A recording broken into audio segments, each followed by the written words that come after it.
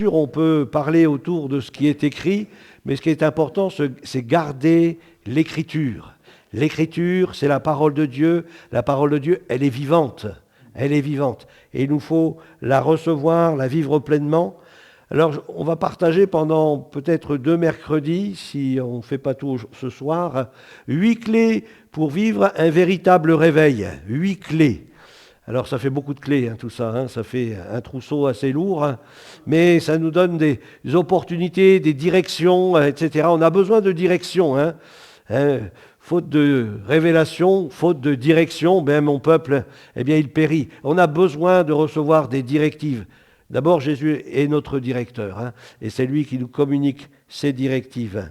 Gloire à Dieu. Alors on peut lire tout d'abord un passage dans le 2e livre des rois. Bon, moi, c'est écrit tout petit, alors si vous avez votre Bible, profitez-en pour la sortir. 2 Rois 22, verset 1er au verset 11. Un beau passage qui fait vraiment beaucoup de bien lorsque on le lit. Josias avait quel âge ? 8 ans, mais vous vous rendez compte ? 8 ans, à 8 ans. Alors, vous voyez, un petit bonhomme, 8 ans. Lorsqu'il devint roi. Imaginez, autour de vous, c'est tous les enfants de 8 ans étaient rois, ça serait une catastrophe. Il y aurait déjà les magasins qui seront dévalisés, surtout les magasins de bonbons. À 8 ans, il devint roi. Imaginez, à 8 ans, on pourrait dire quelle maturité est-ce qu'on peut avoir à 8 ans, on est encore un enfant à 8 ans. On pense plutôt à sa maman, à jouer avec ses petits soldats. Enfin, je sais pas s'il avait... Là, il avait des grands soldats, là. J'espère qu'il ne jouait pas trop avec, parce que là, c'était des vies humaines. Alors, Josias avait 8 ans lorsqu'il devint roi. Et il régna 31 ans. Alors, combien d'années a vécu Josias ? Combien ? 39, 40. Bon, 31 plus 8... On va dire 39. Voilà. Donc, vous vous rendez compte, on mourait jeune quand même à l'époque. C'était à Jérusalem. Sa mère s'appelait Yédida, fille d'Adaja, de Bosca. Il fit ce qui est droit aux yeux de l'Éternel. Ça veut dire que déjà, à partir de 8 ans, Dieu a déjà le regard sur nous, concernant notre vie. Ce que nous faisons, ce que nous pensons, ce que nous disons, etc. Dieu a déjà le regard sur nous. Alléluia. Vous vous souvenez, c'était un enfant aussi, c'était Samuel, où Dieu lui a parlé pendant une nuit, il dit « Samuel, Samuel !» Et puis Samuel, il se demandait qu'est-ce qui se passait, il croyait que c'était son boss qui l'appelait. Et puis lorsqu'il a été le voir, il dit « Mais non, c'est pas moi, je t'ai pas appelé. » Il est retourné se coucher, il encore entend « Samuel, Samuel !» Waouh. Et puis là, on a bien compris que c'était Dieu qui lui parlait, Dieu qui l'appelait. Dieu nous connaît par notre nom. Il ne l'a pas appelé machin, il l'a appelé Samuel. Dieu nous connaît par notre nom, ça c'est beau. Si le Seigneur il nous parle, il t'appellera par ton nom. Voilà, donc il marcha, il fit ce qui est droit aux yeux de l'Éternel. Aux yeux de l'Éternel. Marcher sous le regard de Dieu. Aux yeux de l'Éternel. Ça, c'est formidable. Faire ce qui est droit aux yeux de Dieu. Pas aux yeux des hommes, mais aux yeux de Dieu. Alors parfois, peut-être qu'aux yeux des hommes, ça paraît absurde, ou il n'y a pas de sens, mais aux yeux de Dieu, ça a un prix. Faire ce qui est droit, marcher devant le Seigneur, devant ses yeux, et marcher dans toute la voie de son père David, enfin de son père, de son ancêtre, on pourrait dire son aïeul David. Il ne s'en détourna ni à droite ni à gauche. À 8 ans, imaginez déjà, à 8 ans, il était vraiment... La 18e année du roi Josias, c'est quelques années, 10 ans plus tard, c'est ça, si je calcule bien. La 18e année du roi Josias, le roi envoya dans la maison de l'Éternel Shaphan, le secrétaire, fils d'Atsalia, fils de Meshulam, et lui dit « Monte vers Ilkija, le souverain sacrificateur, et qu'il amasse l'argent qui a été apporté dans la maison de l'Éternel, et que ceux qui ont la garde du seuil ont recueilli du peuple. On remettra cet argent entre les mains de ceux qui sont chargés de faire exécuter l'ouvrage dans la maison de l'Éternel, et ils emploieront pour ceux qui travaillent aux réparations de la maison de l'Éternel, pour les charpentiers, pour les manœuvres et les maçons, pour les achats de bois, de pierres, de taille nécessaires aux réparations de la maison. Mais on ne leur demandera pas de compte pour l'argent remis entre leurs mains, car ils agissent avec probité.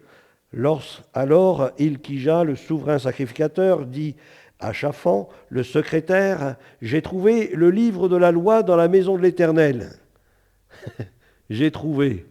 Hein, il a fouillé un peu à gauche, à droite, puis d'un coup il bouge quelque chose, il dit « Ah, c'est quoi ça ?» Et puis là, il trouve un livre, le livre de la loi de l'Éternel. Étonnant, hein? Et Hilkija donna le livre à Shaphan, et Shaphan le lut. Puis Shaphan, le secrétaire, alla rendre compte au roi et dit, « Tes serviteurs ont amassé l'argent qui se trouvait dans la maison et l'ont remis entre les mains de ceux qui sont chargés de faire exécuter l'ouvrage. Dans la maison de l'Éternel, Shaphan, le secrétaire, dit encore au roi, « Le sacrificateur Hilkija m'a donné un livre. » Et Shaphan le lut devant le roi. Lorsque le roi entendit les paroles du livre de la loi, il déchira ses vêtements. Ah, incroyable. Cette sensibilité. Hein, c'était un cœur, on pourrait dire, selon le cœur de Dieu. Hein, comme le roi David avait ce cœur pour Dieu. Et puis, au moment, alors David, à l'époque où il a reçu l'appel de Dieu, que Samuel l'a oint, David, il ne connaissait pas forcément l'Écriture, mais il avait quand même une relation avec Dieu. Hein, il invoquait son nom, il chantait des louanges, etc. Hein, c'est formidable. Et on voit qu'il y a des enfants comme ça, ils ont une disposition de cœur, une aspiration, ils croient. Alors bien sûr, ils ont besoin d'être enseignés, de recevoir croire dans la vérité, c'est important. Pas croire pour croire, mais croire dans la vérité. Et puis là, lorsque on ouvre ce livre, le livre de la loi, eh bien on voit que tout de suite, le cœur de ce jeune est touché. 18 ans, imaginez à 18 ans, on a autre chose à penser hein, qu'aux choses religieuses. Hein, je pense qu'en plus, en tant que roi, il avait, je pense, beaucoup de personnes qui voulaient devenir reines. Je pense. Hein. Donc il avait beaucoup de gens qui venaient toquer, tiens, je te présente ma fille, regarde comme elle est belle, etc. Mais non, mais lui, ça ne l'intéresse pas. Par contre, la loi de Dieu, ça touche son cœur. Qu'est-ce qui touche notre cœur aujourd'hui? Hein? Qu'est-ce qui peut toucher notre cœur aujourd'hui? Je crois que c'est important que la parole de Dieu puisse toucher notre cœur, qu'on ne soit pas insensible à la parole de Dieu, mais que nous puissions garder cette sensibilité.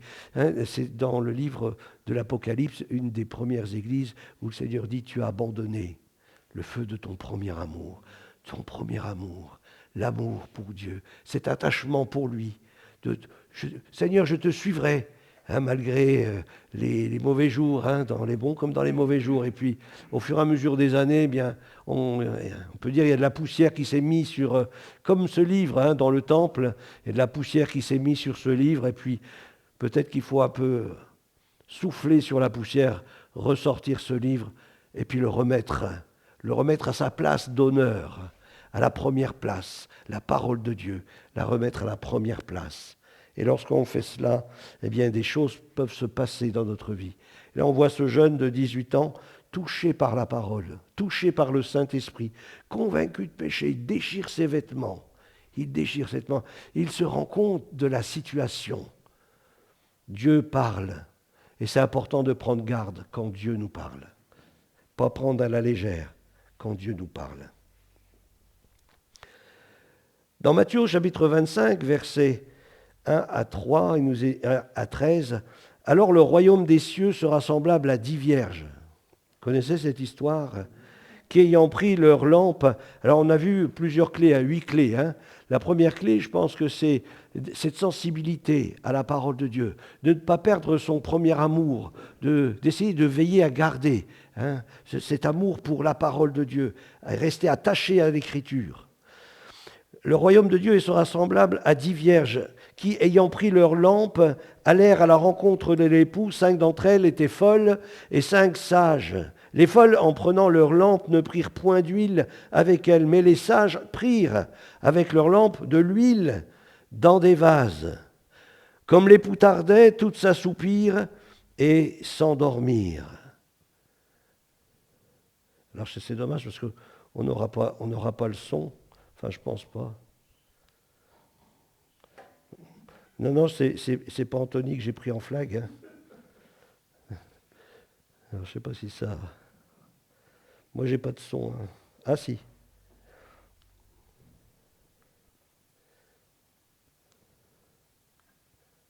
Ah.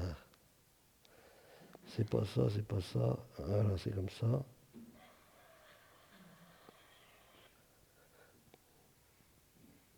Ça va venir, ne vous inquiétez pas.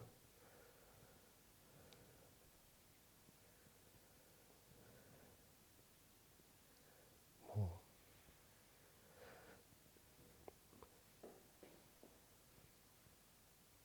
Faut plus que j'y touche.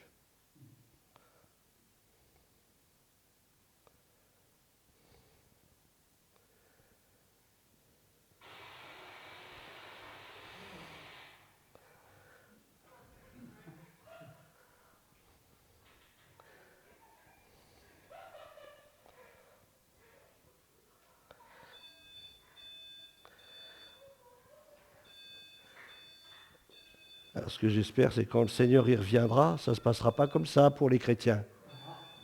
Hein?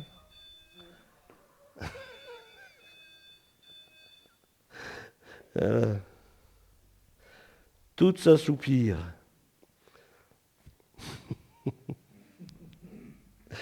Alors, où j'en suis, de coup, je ne sais plus où j'en suis. Alors, toutes s'assoupirent et s'endormirent. Alors là, c'est toutes s'assoupirent et s'endormir. Vous avez déjà vu quelqu'un qui s'assoupit? Hein, on le voit, il est comme ça, là. Hein, il y a un appel qui vient, là. Hein, l'appel du dodo. Hein. Et puis, à un moment donné, eh bien, on voit la personne commence à... On entend ronfler. Moi, c'est déjà arrivé, même pendant une raison de ronfler. Hein. Ça m'est déjà arrivé, malheureusement. Moi, je l'avoue. Hein. Alors, je ne sais pas si vous êtes capable, vous, de l'avouer, par contre. Mais quand le Seigneur viendra, qu'il puisse nous trouver éveillés. Hein, pas assoupis ni endormis. Pas assoupis ni endormis. Et au milieu de la nuit, hein, c'est pas dit à l'aube ou au soir, non, c'est dit au milieu de la nuit. Au milieu de la nuit. On cria, voici l'époux. Alors, pour vous dire, au milieu de la nuit, ça veut dire que ça correspond à une période bien précise. Au milieu de la nuit. Ce n'est pas au matin, et ce n'est pas non plus au soir, mais au milieu de la nuit. On cria, voici l'époux. C'est-à-dire qu'il y a quelque chose qui va se passer, quelque chose qui va réveiller l'Église. Quelque chose qui va réveiller l'Église. J'entendais des commentateurs sur le sujet. Ils disaient que pour que l'Église soit réveillée, c'est lorsqu'elle verra la venue de l'Antichrist. Ça va là. Il est là. Ça va amener un réveil, une prise de conscience d'une réalité que le Seigneur vient. Et c'est vrai qu'on voit un texte de la parole de Dieu où il est dit « jusqu'à ce qu'il voie l'impie hein, ». Et après, l'enlèvement. Alors je ne sais pas, c'est d'interprétation, hein, moi je ne donne pas forcément de crédit à toutes les interprétations que j'entends, mais au moins, voilà, il y a celle-là, on peut peut-être ou pas en tenir compte. Hein.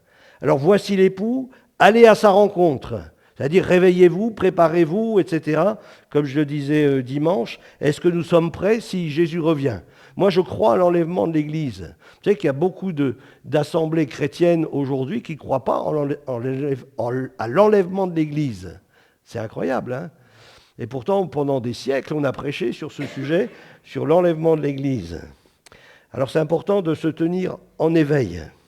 Alors, il nous a dit dans ce texte, alors toutes ces vierges se réveillèrent. Alors, toutes ces vierges, ça nous montre quelque part, la vierge, ça nous parle d'une personne qui n'a pas encore connu d'homme. C'est-à-dire, comme on trouve dans le texte, on pourrait croire que c'est des fiancés. Hein, c'est-à-dire, on pourrait croire que ce sont des assemblées, des églises, qui attendent leur époux. D'accord, hein? Ce sont des vierges. Donc elles sont reconnues comme étant des vierges. C'est-à-dire qu'elles ne se sont pas souillées. D'accord? Mais par contre, elles ne sont pas prêtes. À vous de trouver et de creuser en demandant, Seigneur, révèle-moi, Seigneur, ce que tu veux me dire au travers de ces textes de la parole de Dieu. Le Saint-Esprit nous enseigne, hein, c'est marqué, le Saint-Esprit nous a été envoyé, le Seigneur nous a envoyé le Saint-Esprit pour nous rappeler les paroles que Jésus a pu dire, mais aussi pour nous conduire dans toute la vérité, c'est-à-dire de nous conduire dans l'Écriture. Et Dieu révèle les choses à ses saints. Alors c'est important Seigneur, j'ai besoin de recevoir les révélations. Seigneur, parle à mon cœur, montre-moi les choses, révèle-les-moi. Et préparèrent leurs lampes, voilà. Toutes les vierges se réveillèrent, les folles comme les sages. Donc là, il n'y a pas de différence. Elles sont toutes réveillées. Donc, jusque-là, tout va bien. Hein? Jusque-là, tout va bien. Elles préparèrent leurs lampes. Alors, il y a peut-être eu un temps où ils préparent leurs lampes. C'est quoi la lampe? Alors ça, c'est à vous de chercher. Hein? C'est quoi la lampe? Qu'est-ce qu'est la lampe? Ça nous parle du témoignage. Hein. Jésus dit, la lampe, elle ne doit pas être sous le boisseau, mais elle doit être en évidence. Qu'est-ce que tu fais de ton témoignage? Hein, c'est peut-être à ce moment-là, quand il y a un réveil qui se passe, on commence à rendre témoignage des œuvres de Dieu, de ce que Dieu a fait dans notre vie. Où est ton témoignage? Hein?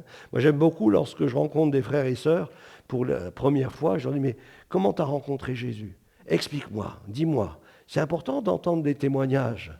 Hein, parce que déjà, nous, ça nous encourage. Et puis, on peut témoigner aussi à quelqu'un. Tiens, moi, j'ai entendu quelqu'un, eh bien, il s'est converti dans telle ou telle situation. Le Seigneur est intervenu et puis il s'est donné à Dieu et sa vie a changé. Hein.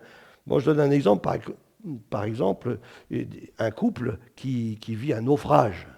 Et puis là, ce couple, il rencontre Dieu, puis d'un seul coup, paf, ils se réconcilient, et puis d'un seul coup, les deux, ils servent le Seigneur.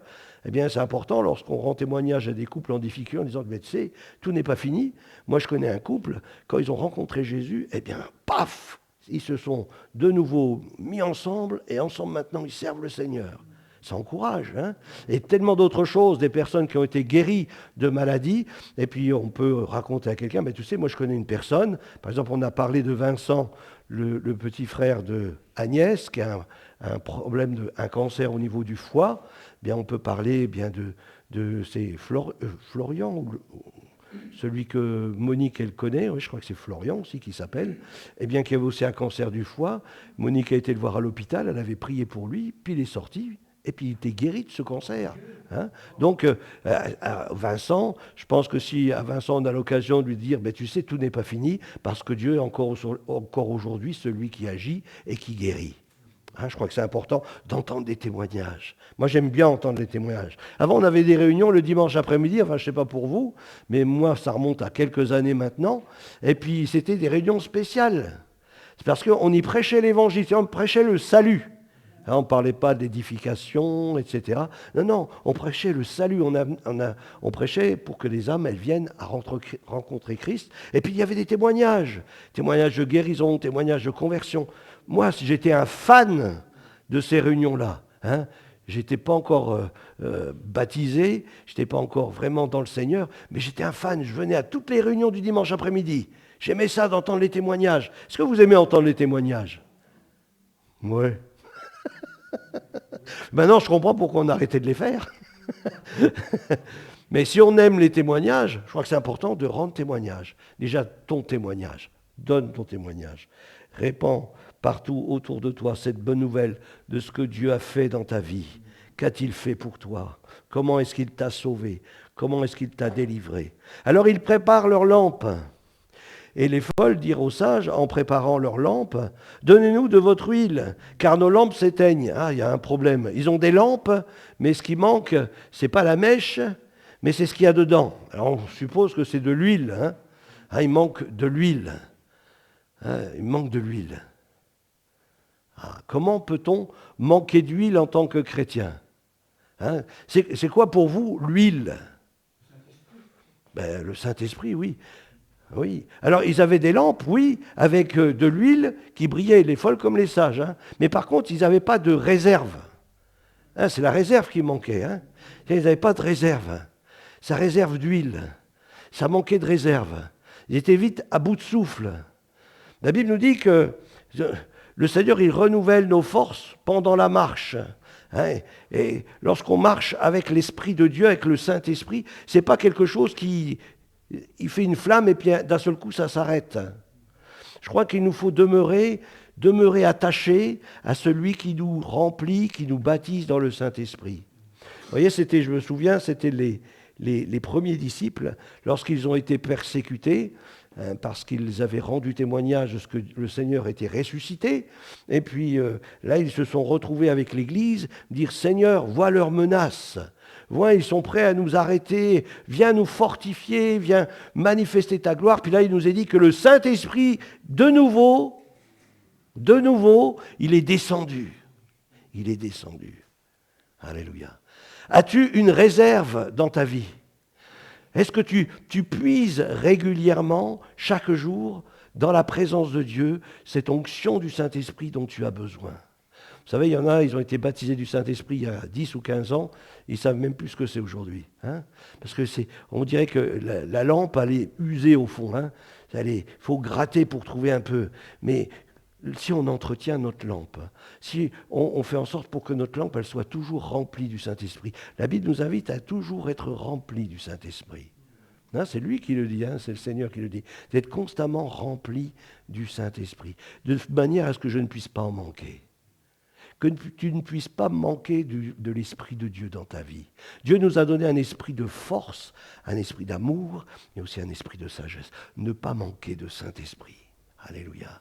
C'est lorsqu'on vit dans l'abondance du Saint-Esprit, dans la présence du Saint-Esprit, sous l'onction du Saint-Esprit, on manifeste d'une manière naturelle le fruit de l'Esprit, qui est surnaturel. C'est Dieu qui l'opère en nous, mais par le Saint-Esprit. Alléluia. Alors là, ils avaient pas d'huile en réserve, donc forcément, au bout d'un moment, ça s'est éteint. Les lampes se sont éteintes. « Donnez-nous de votre huile, car nos lampes s'éteignent. » Et les sages répondirent, « Ben non, il n'y en aurait pas assez pour nous et pour vous, puis de toute façon, allez plutôt chez ceux qui en vendent et achetez-en pour vous-même. » Pendant qu'elles allaient en acheter, alors je ne sais pas comment elles pouvaient faire pour aller en acheter, l'époux arriva. Moi j'aime beaucoup je ne sais pas, vous avez déjà vu dans la lettre de Jean, la lettre de l'Apocalypse, où il dit, va acheter du collyre, va acheter des vêtements blancs.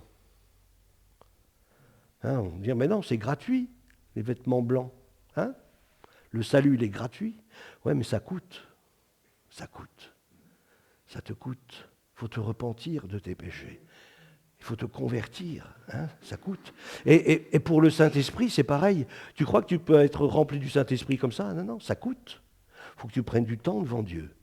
Et parfois même dans le jeûne, dans la prière, devant la lecture de la parole de Dieu, dans l'intercession, etc.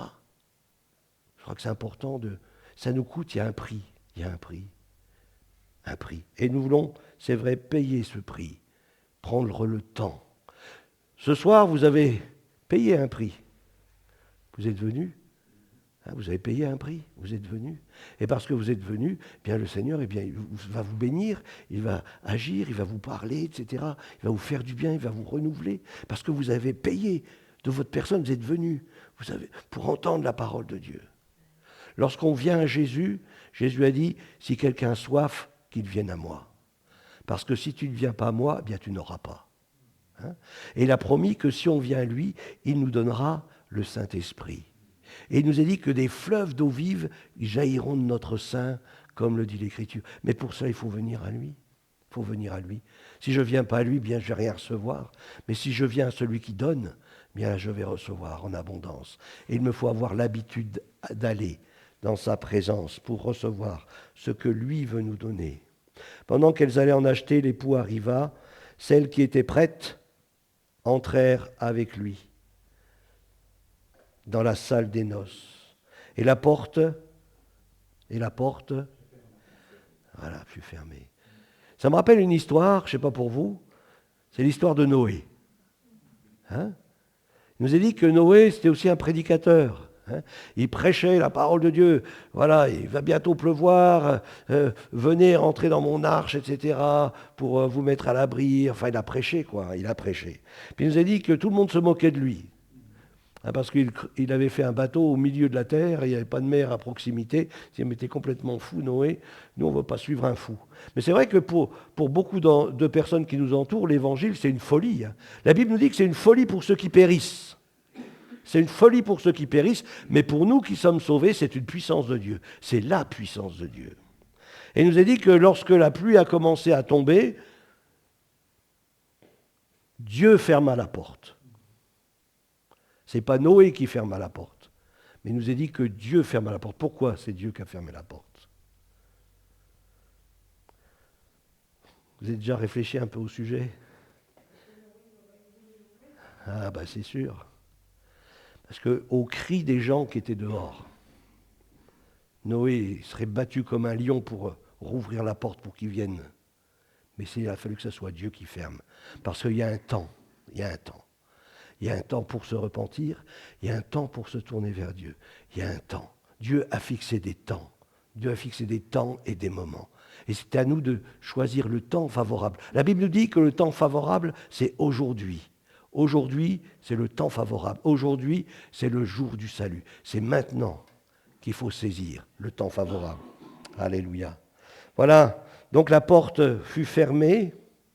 Plus tard, les autres vierges vinrent et dirent « Seigneur, Seigneur, ouvre-nous ». Hein, c'est pas Sésame, hein, c'est « Seigneur, Seigneur, ouvre-nous ». Mais il répondit « Je vous le dis en vérité, je ne vous connais pas. Je ne vous connais pas. » Ça nous parle vraiment quelle relation ces vierges folles avaient avec le Seigneur. C'était vraiment du superficiel. Ils avaient vécu sûrement des expériences, des choses, même peut-être un baptême dans le Saint-Esprit. Puisque dans d'autres passages de l'Écriture, il est dit « Mais n'avons-nous pas prophétisé en ton nom? N'avons-nous pas chassé des démons en ton nom? N'avons-nous pas guéri des malades en ton nom ?» Puis le Seigneur leur dira la même chose « Mais je ne vous connais pas. » Hein? C'est important de réfléchir sur le sujet. Quelle relation avait-elle avec le Seigneur? Je crois que quand on a une relation profonde avec Dieu, lorsqu'on est plongé dans la présence de Dieu, et on apprend à le connaître lui. Le connaître lui et la puissance de sa résurrection. Le connaître lui et la puissance de sa résurrection. C'est important de le connaître lui. N'ayons pas une idée de Dieu, ou ne basons pas notre vie chrétienne simplement sur une expérience « Jésus m'a guéri, waouh, formidable ». Oui, mais tu sais que tu peux être guéri puis aller en enfer.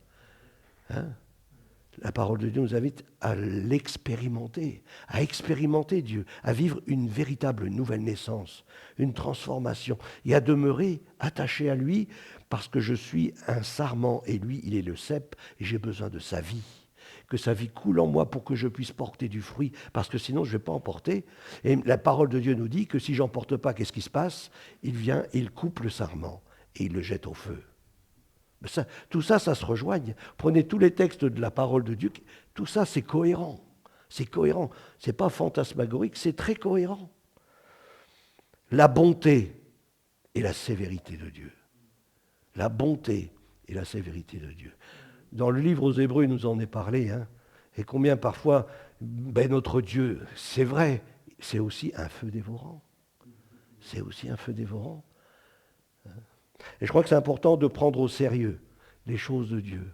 Comme nous avons vu tout à l'heure Josias, lorsqu'on a lu le livre de la loi devant lui, il a pris au sérieux ce qui était dit dans cette loi, dans ce texte, dans cette parole. Il a déchiré ses vêtements et dit, mais nous sommes pécheurs.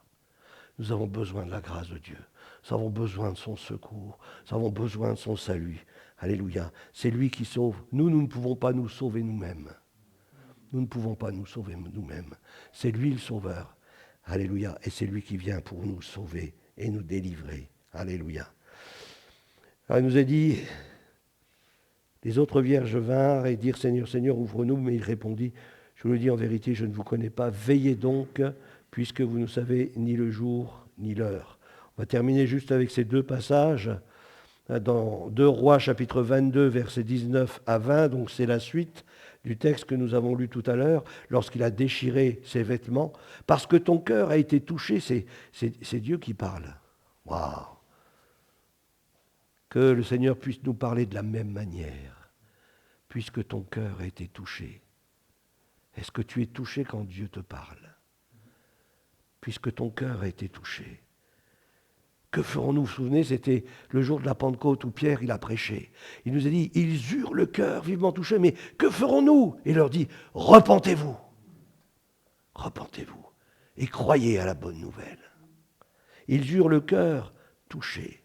Et lui, Josias a eu le cœur touché.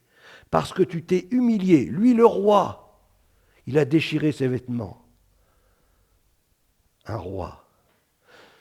Nous sommes tous quelque part des petits roitelets. Hein.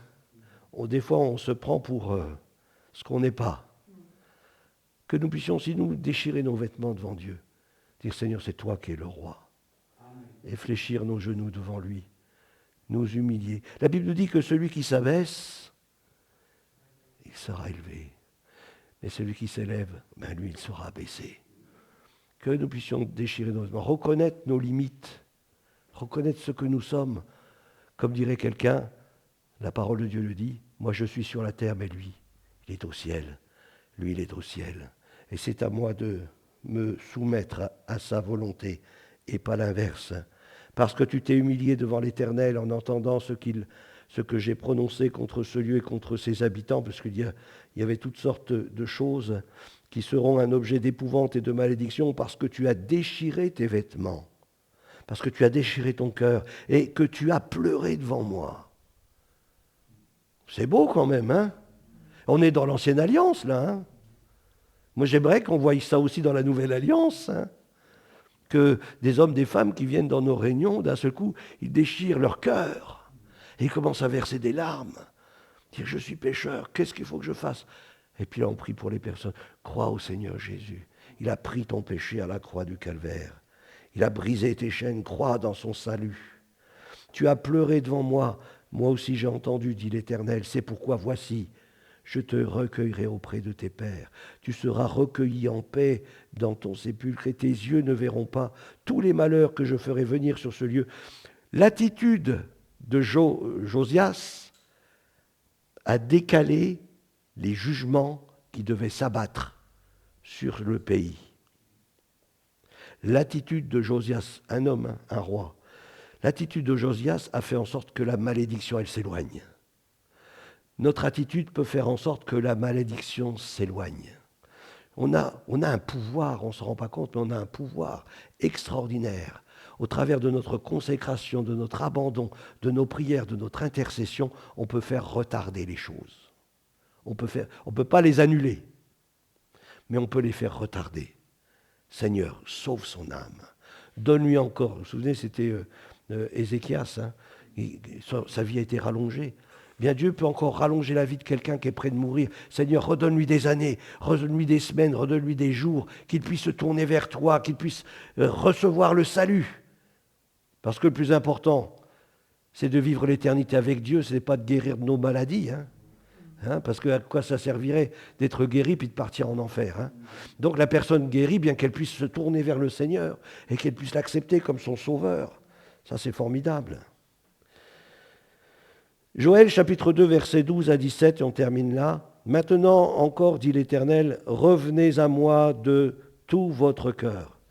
Alléluia. Avec des jeûnes, avec des pleurs et des lamentations. Déchirez vos cœurs et vos vêtements. Revenez à l'Éternel votre Dieu, car il est compatissant et miséricordieux. Alléluia. Lent à la colère et riche en bonté. Il se repent des maux qu'il envoie. Qui sait s'il ne reviendra pas et ne se repentira pas, et s'il ne laissera pas après lui la bénédiction des offrandes et des libations pour l'Éternel votre Dieu.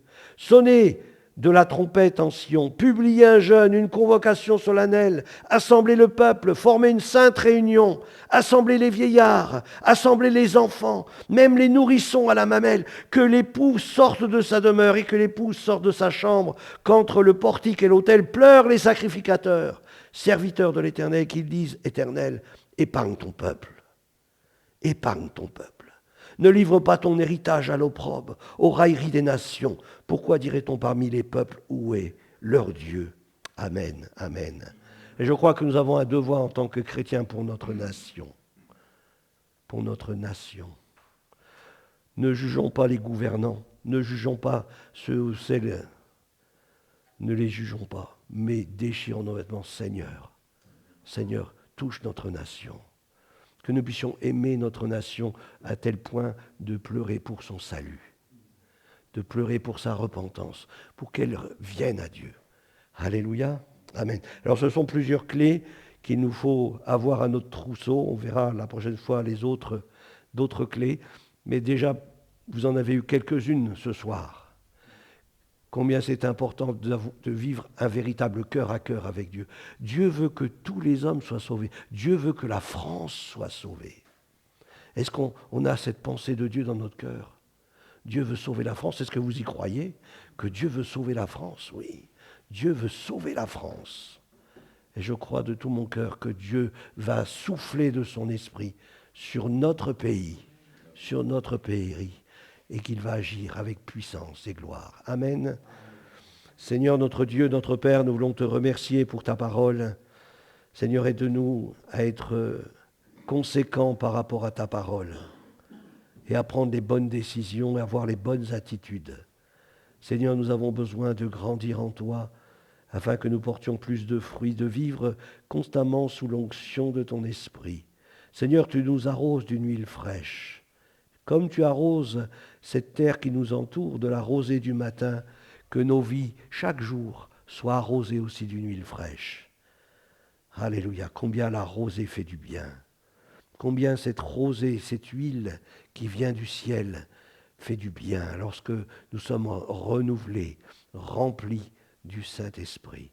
Seigneur, merci parce que tel dans le naturel, cette rosée du matin fait du bien à la nature, eh bien aussi dans le spirituel, cette rosée qui vient du ciel pour nous remplir et nous inonder nous fait tellement de bien et elle porte du fruit dans nos vies. Elle fait germer en nous des choses, elle fait germer en nous des visions, des pensées, des dons spirituels. Seigneur, ta parole agit en nous lorsque cette rosée nous envahit.